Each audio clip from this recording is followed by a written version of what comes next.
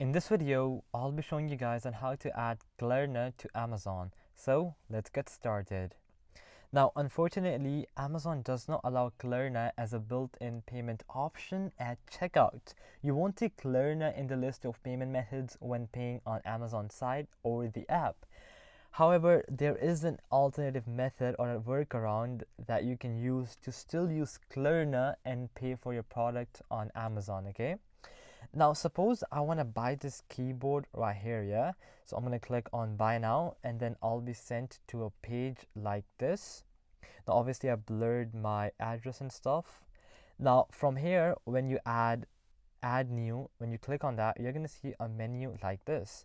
Now, here, I cannot see Klarna at all. I have some other options. Now, how can I use my Klarna and somehow use that to pay for my order at Amazon? Well, I'll show you how.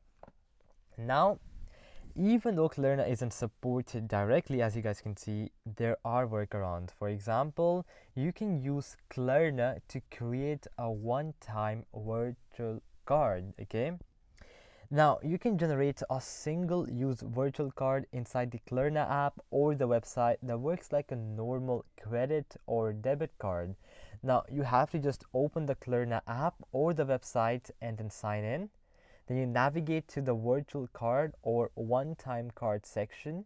You enter the purchase amount you want to make on Amazon, and then Klarna issues you a virtual card number with expiry date and a CVV tied to the payment plan you select.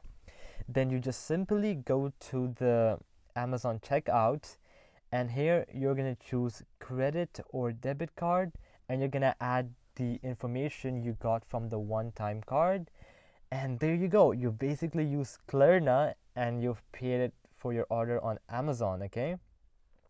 Now, this isn't integration, okay? It's just a workaround. It works because Amazon thinks it's just another card, but you have to manually enter the details each time, and it only finances that specific purchase, okay?